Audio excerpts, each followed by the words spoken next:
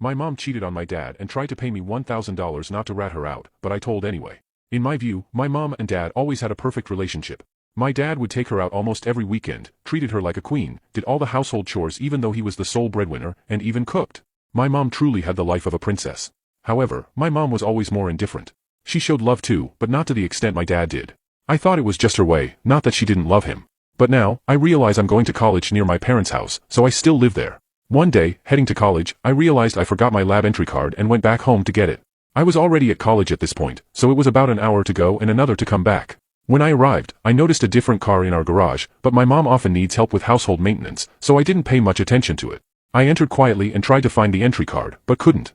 Sometimes, my dad keeps things he doesn't know where they are in his room, so I went there and opened the door to ask my mom if she knew where my dad had left the card. But when I entered, I think you can imagine she wasn't alone. This turned into a complete drama, lots of arguments, her saying it wasn't what I thought, and so on. After a while, I even started secretly recording everything. At some point, she began to cry and beg me not to destroy our perfect family, saying that if I stayed silent, she would give me $1,000. I looked at her, unable to accept that she was my mother. I took the money without saying anything, and she started thanking me and hugging me. I went to my room and slept until my dad came home. When he arrived, I called him into my room and told him everything.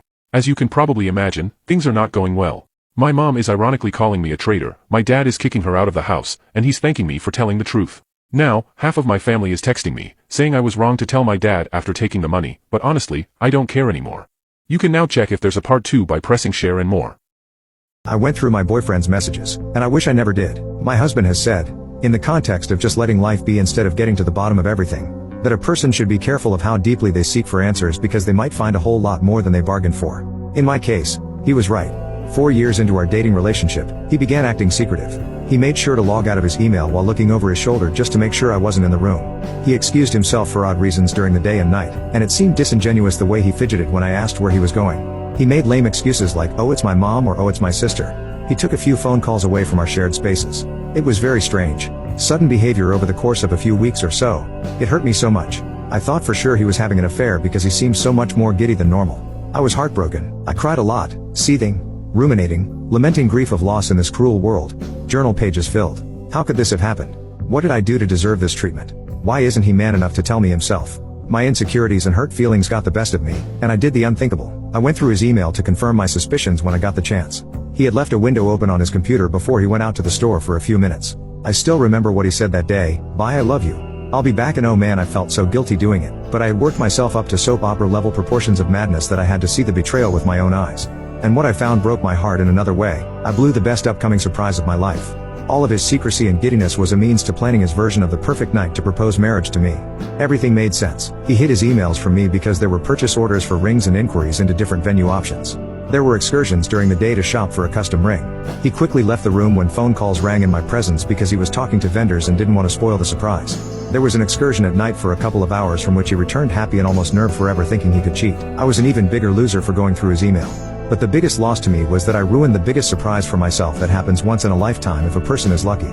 I completely ruined it for myself and I almost wish that he would have just been cheating on me the whole time. When the big moment arrived that night at my favorite restaurant, I acted as if I were surprised. What else was I supposed to do? The sudden piano player announcement and song, the bet-knee proposal, the whole place clapping when I said yes. I had to suck it up and pretend. It was disappointing and I had done it entirely to myself. The lack of our union together. I do not deserve him. What was the cringiest thing you did in your first relationship? Duke gave me a necklace with a little diamond family and a heart with our 2 hypothetical children who he had named James and Jasmine. I wore it for 2 days before I returned. I was 15. My mom cried. Same guy, we were getting into a heavy makeout session in my parents' basement when I looked up and saw my mom behind him. I was not wearing pants. He ran out the back door while I awkwardly dressed myself. My mom cried. Same guy, lost my B card to him and he had covered my parents' guest bedroom with rose petals and lit candles. Whipped cream was involved. I thought I had cleaned everything up but missed some whipped cream on the comforter which my mom thought was dried bodily fluid. A lot of it. Guess what? She cried. Same guy, we were doing the deed in the shower at his parents' house and his mom came home unexpectedly. Had to come downstairs and explain why I was showering at their house. She called my mom, who cried, and then had a group meeting with both sets of parents telling us that we were moving too fast and talking about safe intimacy. Same guy, his dad, walked in while we were watching a movie and fooling around under a blanket. The dude very obviously keeps going while having a full-on conversation with his dad. His dad winked. Same guy. We were in my bedroom and my parents were supposedly at the lake. Car pulls up and he jumps out of my second-story bedroom window to avoid my dad, who searched the entire house for him afterwards. He couldn't play baseball that week, and the coach, also my English teacher, was very mad at me. Same guy. We were doing the deed in the baseball field dugout late one night, when a couple nonchalantly walked by, pretending they did not see us. Same guy. We were fooling around in the backseat of my car at a local park in the woods, and had completely fogged up the windows when a man tapped on the door and told us to knock it off. Turns out it was my neighbor. Same guy. We broke up, and for some reason my parents felt bad for him, so they let him in with flowers, and he slipped them petal by petal under my locked door for 2 hours while trying to convince me to get back together. All while my parents and his dad were sitting in the living room. Same guy. After he followed me around school for weeks, I had guys volunteer to guard me from him. He ended up leaving school over it. Same guy. I got married. We had broken up about 11 years prior at this point, and he texted me on my wedding night saying things like, "What if we had gotten married? We probably have James and Jasmine by now." I did not answer. I am still married 4 years later, and he still reaches out periodically. I lied about who my baby daddy is. Do I tell him the truth now? I, 26F, grew up in the Midwest but went to college in California. There I met and dated Jeff, 26M, for our final 2 undergraduate years. After graduation, I stayed in California to get my master's degree, while Jeff entered the workforce. We were happy together and planned to marry after I got my master's. After I finished my schooling, Jeff got cold feet about getting married and eventually becoming a father. Abandonment issues from his bio dad leaving, so he broke up with me. Heartbroken feels like it would barely scratch the surface on how I felt. I had a great job in California, so I hoped Jeff would come to his senses and we'd get back together. We never did. He met Grace, 25F, and started dating her about 5 months after we broke up. I started planning on moving back to my home state once I realized it was actually over. Then he and Grace broke up at the beginning of this year. Jeff and I ended up sleeping together a few times while they were broken up. It was a very public breakup. No cheating involved. About a week after the last time we had intimacy, he told me that he and Grace were getting back together. He said he couldn't remain friends with me because he still had feelings for me, and he had to let them fade to be fair to Grace. His final words to me were to not call him unless I was literally dying and just wanting to say goodbye. I left California behind 3 weeks later. 2 weeks after I had returned home, I found out that I was pregnant. It's Jeff's. I wasn't going to be that girl that uses a pregnancy to get a man back, so I deleted all my social media accounts and made new ones that don't have my name attached to them. The only Cali people I added were trusted friends, who I knew either had no connection to Jeff or who were loyal to me and wouldn't tell him my new accounts. Early in my pregnancy, I made the mistake of checking out Jeff and Grace's respective profiles and saw that they refer to each other as Llama. And Jeff even had a picture of them captioned, saying he was going to marry that girl. That broke me all over again, and I have since blocked them both and decided I had to move on with my life. I'm now 6.5 months pregnant. Since moving back, I have bought my own house in my home state and have been busy building a nursery for my baby. I lied about who my baby daddy is. Do I tell him the truth now? I already love this little baby in my belly, and I feel 100% confident that I can raise and provide for him on my own, with minor help from my family. One of my best friends back in California was having an engagement party. I won't be able to attend the wedding as I'll be busy with a newborn when it happens, so I decided to fly out to see my friends and offer my congratulations to the couple before my life becomes baby-centric.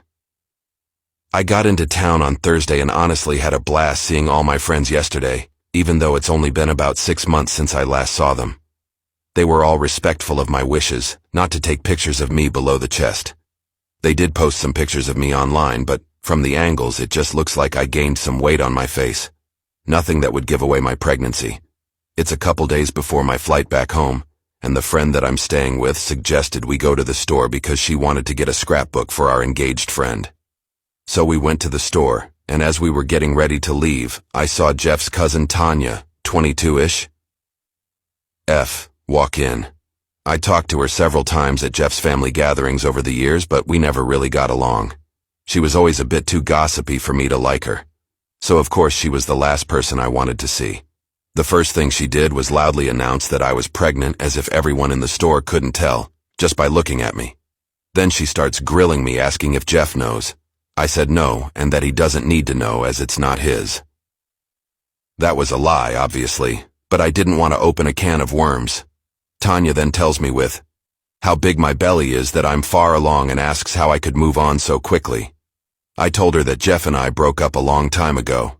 She responded saying that everyone knows we were still hooking up at the beginning of this year.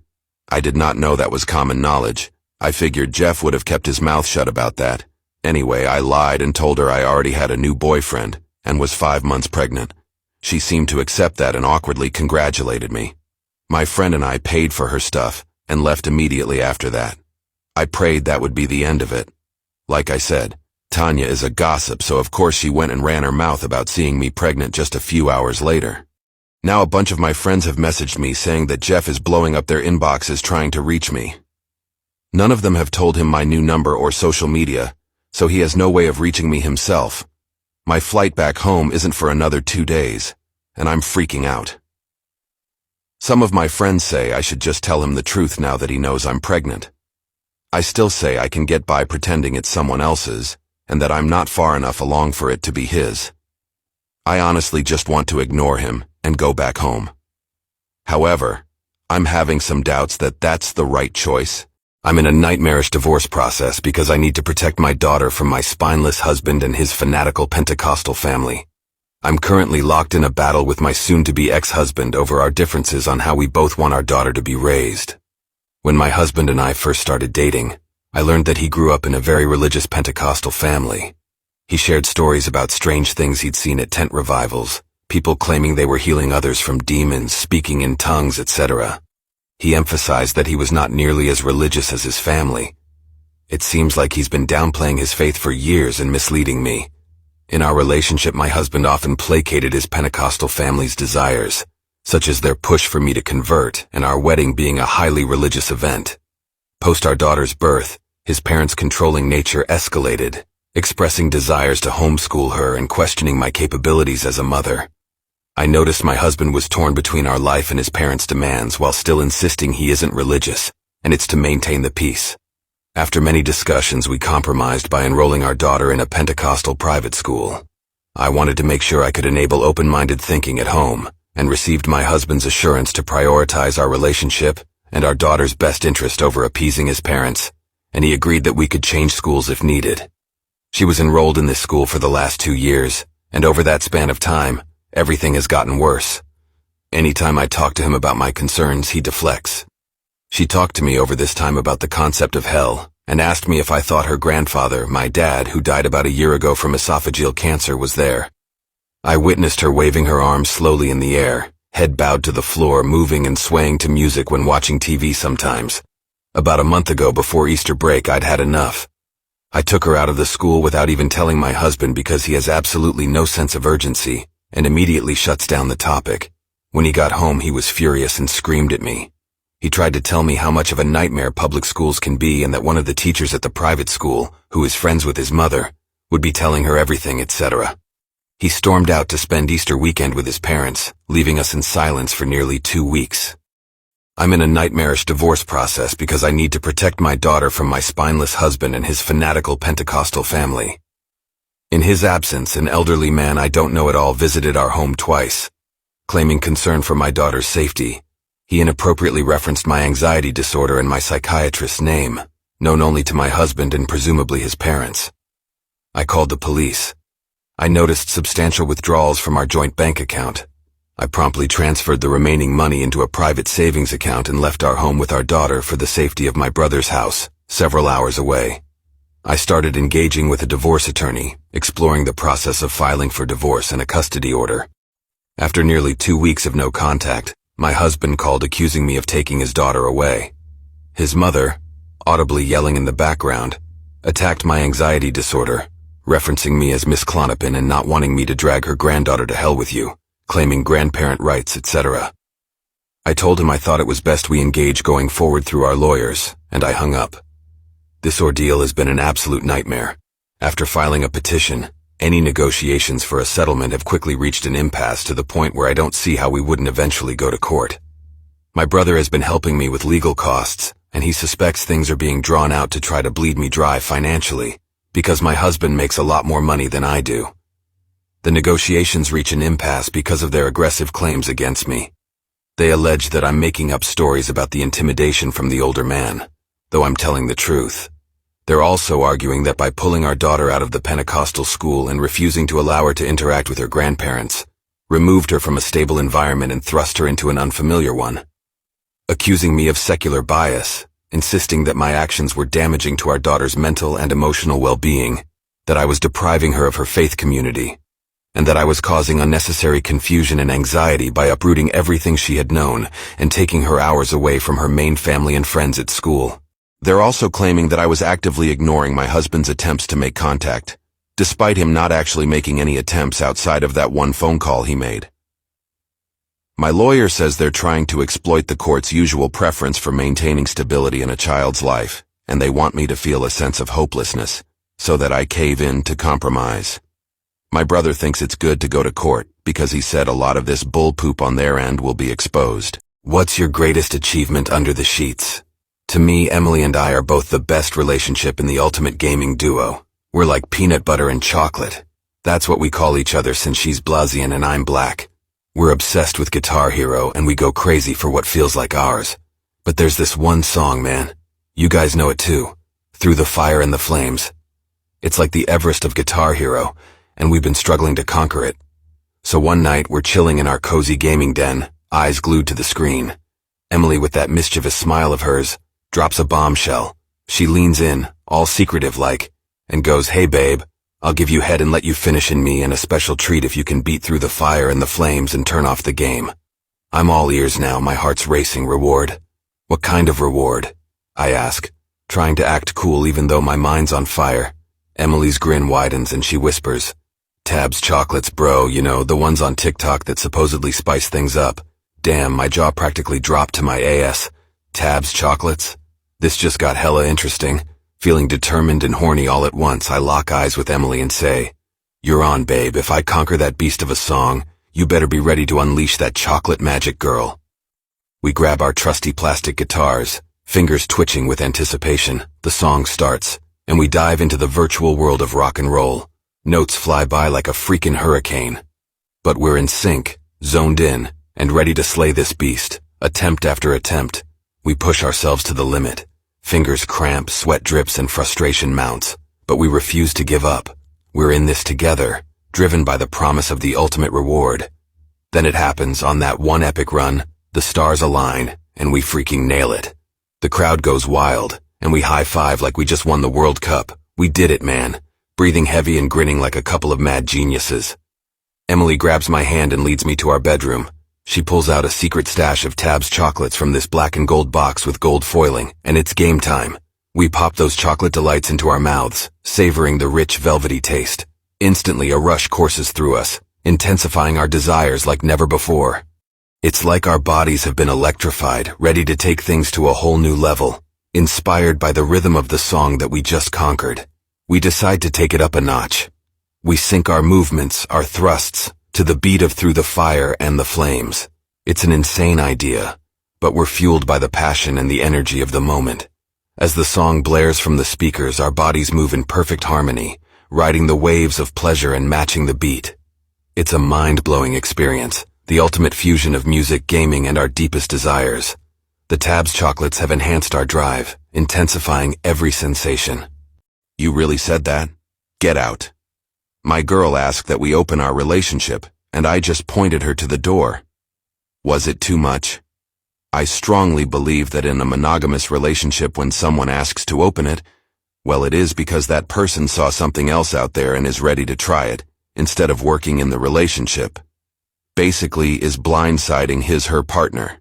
So I have been with Fran, 36, over the last 2 years and a half, almost 2 as a couple. I thought that things were moving smoothly, and was about to ask her to move in, at the beginning of April.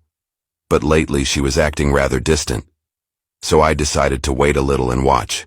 I was cheated on the past, So I'm a little cautious with some signs out of nowhere. This last Friday she asked me to open the relationship.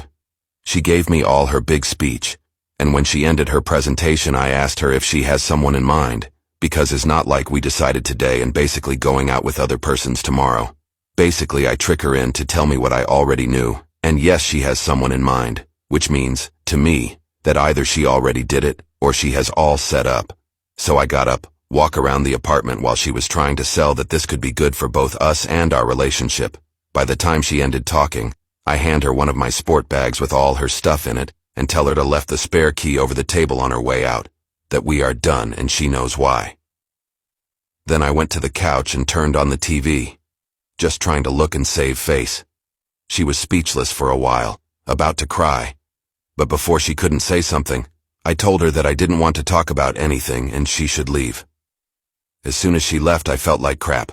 So unworthy, cried a little, and as of right now I'm still mourning.